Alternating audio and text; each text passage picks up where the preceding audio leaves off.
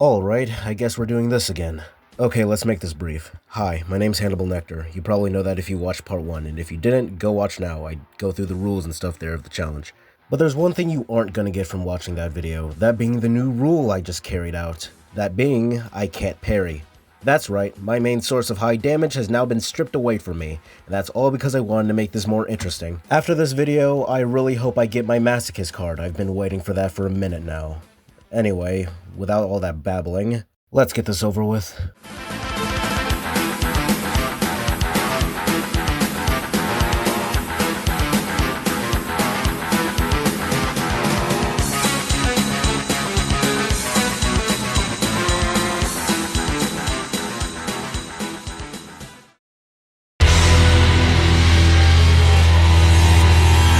Real quick, before we continue this, you're probably wondering on why I'm not covering V2, and that's because this fight was just so unnoteworthy that there's just nothing to talk about it. And it's not even because it was like too difficult and I just have nothing to say about it, just look at the fight, it was so easy.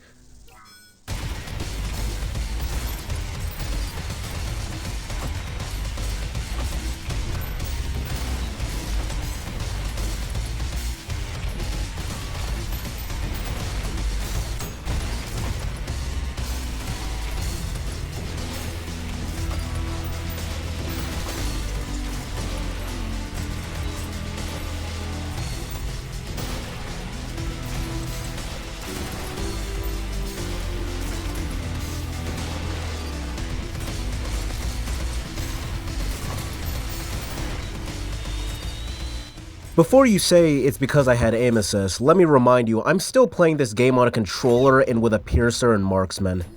Just let that sink in for a second.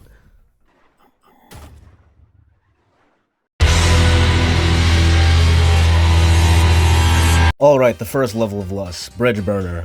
Slightly annoying level, don't get me wrong, but it's definitely not the hardest to be honest. One thing I will say about this level is that not having to parry things felt fun to a certain extent. I don't know why, but while I played this level, it just felt really fun to dodge around red orbs and shoot coins. I think I even got an Ultrakill one time, which I don't remember ever getting in the other video. I don't know how to put it into words, but I think I'm getting better at playing like this. Despite the huge debuff of not being able to parry, I still managed to stay alive and be stylish at the same time, which I'm pretty sure goes against this entire challenge. I'm not supposed to have fun, yet I'm having fun playing like this. A jar of mayonnaise. Even almost got a P rank in this level. I would have actually gotten it if I didn't miss that one enemy that I always miss when I play this level, which is surprising. Anyway, yeah, Bridge Burners was pretty easy. I guess it's time for the level that actually gave me a slightly harder time. Which, speak of the devil, is right here, death at 530,000 volts. Again, a pretty easy level, but it started to show problems when I died for the first time, which was to a Maurice. You know, I'm starting to notice a pattern here. Anyway, what were we doing? Oh yeah, Gaytown. After getting my ever-so-sweet revenge on the Maurice, I went back to business as usual, which of course entails shooting coins, stomping people out, dying to Maurice again? Why do I always die to them? They literally aren't that hard to fight. I wasn't having this much difficulty before. Anyway, I'm gonna pretend I didn't die twice in this barely noteworthy level and keep it pushing. And before you say anything, no, I didn't use the railgun at all. Besides that though, this level didn't really harm me in any major way, so I managed to complete it with little effort. So I guess we're off to the woman level then, aka one of the more underwhelming levels. Alright, I hope you're ready for a sheer heart attack. You might be wondering on why I call this level the woman level. Well, besides the little latex warlords that are currently present on your screen, this level is also home to Uzi Dorman Dating Simulator. Because of course, we all want to have lethal dosages of hot gamer intercourse with a robot that is mentally 16. Anyway, we just went like so off track there. Where were we again? Oh yeah, mind flares. They didn't really shake things up at all in this level, to be honest. Their weakness has always been to just be so far up their butt that you can smell the rubber on their body until they die. So a run where I spam hit scan weapons shouldn't really change that from being a viable option. So of course they were barely a problem for me. Well, sheer heart attack didn't really live up to its name, considering my heart hasn't been attacked yet. So I guess since all these levels have been easy so far, I'll see what this latter's boss has in store. Oh yeah, I forgot about you.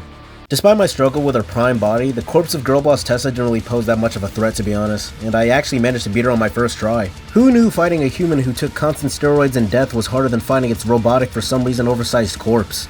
Anyway, this fight wasn't noteworthy, so just like my hope for a Murder Drone Season 2, Tessa is no more.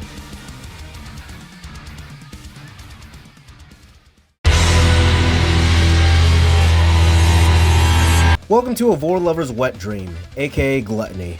A short level with only one level and a boss, along with something else I don't want to talk about, plus a few good gameplay sections. This is around where I started to really notice how fluid my gameplay was compared to how it usually is, and it somehow distracted me from seeing how easy this level was. Surprisingly, the crescendo of the final layer was easier than death at 530,000 volts. Let that sink in. Anyway, I'm done talking about that. We got a drone to murder. Machine, turn back now. The layers of this palace are not for your kind.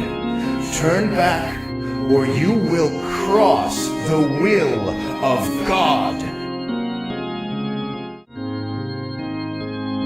Your choice is made. As the righteous hand of the Father, I shall rend you apart, and you will become inanimate once more.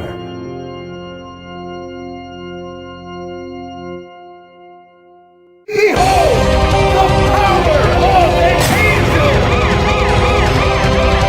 angel! You probably saw that sick as heck intro and thought this fight was going to be a challenge for me. Surprisingly, no, this is one of the easier fights. To be honest, I didn't know what was going on here. It's not like the challenge got easier or anything, it only gotten harder.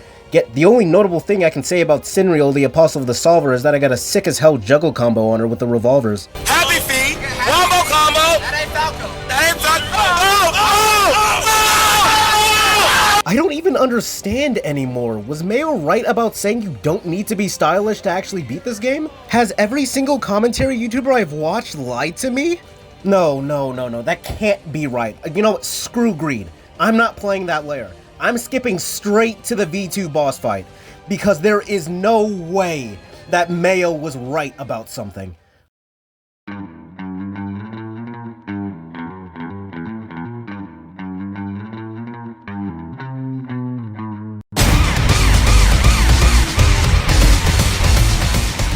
Brutal mode.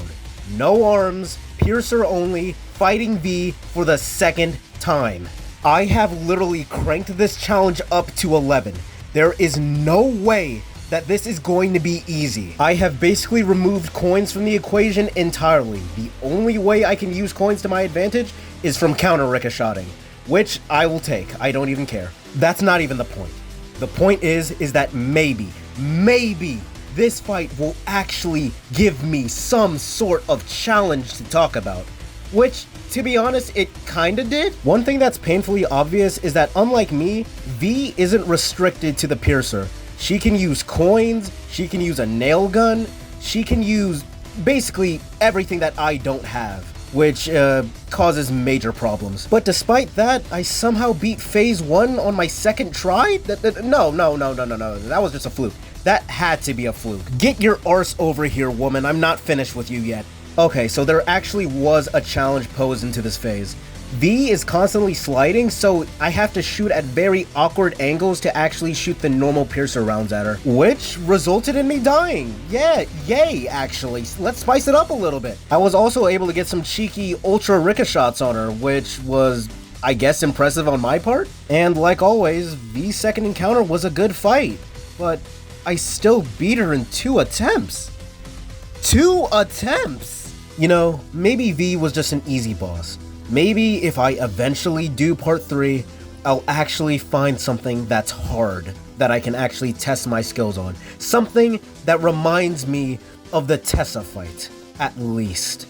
Anyway, that's been Can I Beat Ultrakill as UndertheMayo Part 2. If you want to see a Part 3, subscribe, and thank you for 500 subscribers. Jesus.